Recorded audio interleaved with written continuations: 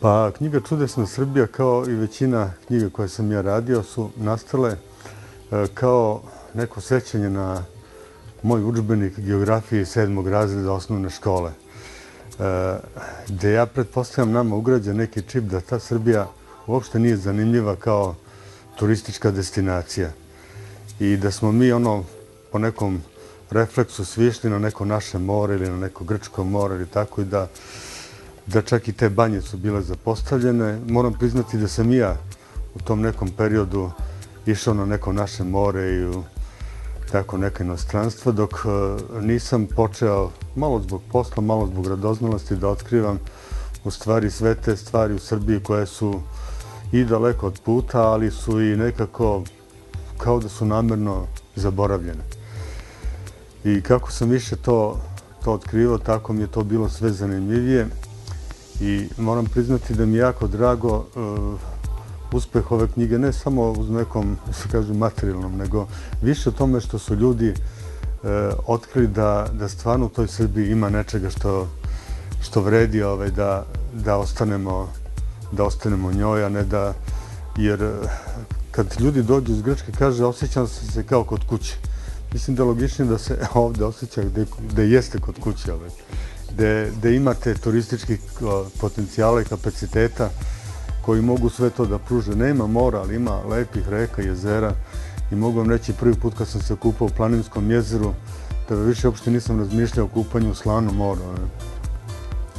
Tako da mi je taj uspeh, odnosno to što su čitaoci u tolikom broju, jer ipak koliko znam 3 tiraža su.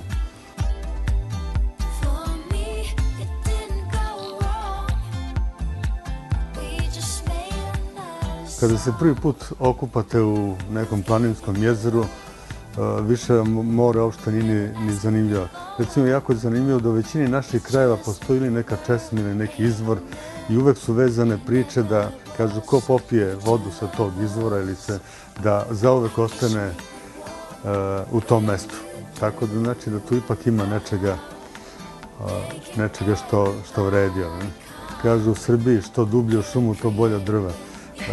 Znate šta, mislim, svi smo mi pomalo avanturisti i jako mi je drago što možete, nekad sam recimo maštao da odem na neke Ande, na Himalaje ili tako nešto, međutim kad zađete par kilometara sa nekog magistralnog puta, odjednom ste u situaciji da postanete avanturiste, da otkrijete neke gradove za koje možda par njih samo zna, da otkrijete vodopade koji su mnogo viši nego što to zvanični podaci pokazuju i za kojih recimo znaju samo 3-4 meštana i tako par nekih dokonih ljudi ili planinara ili tako da ima neverovatnih stvari.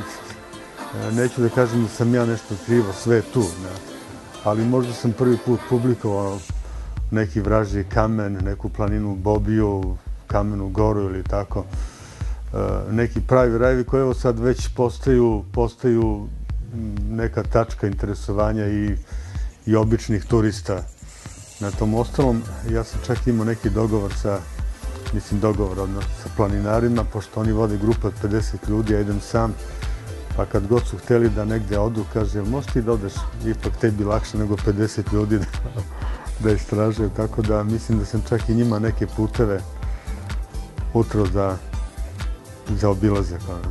Imao sam priliku da vodim neke moje rođake po Srbiji, oni su bi bili oduševljeni onim što su videli i kažu, kad dođe odmor, idemo tamo. Međutim, baš govorimo o tom nekom, da kažem, ugrađenom čipu. Kako dođe jun mesec, gde ćemo? Pa idemo u Grčku normalno ili Crnu Goru. Mislim da nije poenta, ne bi sad da kreiram neku državnu politiku, daleko od toga, ali mislim da nije neka poenta dovući nekih 15 Engleza ovde ili 20 Španaca. Možda je mnogo bitnije da jedan značajni deo ovdašnje populacije jednostavno skrenete.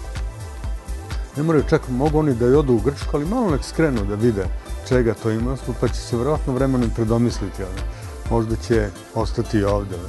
Jer pazite, u Srbiji ima sve više domaćinstava, imate recimo sad sve veći broj etno sela koji nude potpuno iste mogućnosti koje nude i recimo neka poznatija letovališta.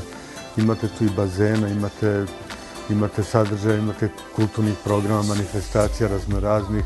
Ja mislim da više te manifestacije niko ne može ni da nabroji koliko ih ima. Pogotovo su leti se održavaju, tako da nije dosadno, ima šta, da ne pričamo da je u principu jeftinije i onaj domaćin kad mu dođete, bukvalno vas satra to, hajde popijaš, ne sam, nik si bolestan, a tamo u Grčkoj kako jednu uzmete, tako registar kasa samo otkucava. Tako da mislim da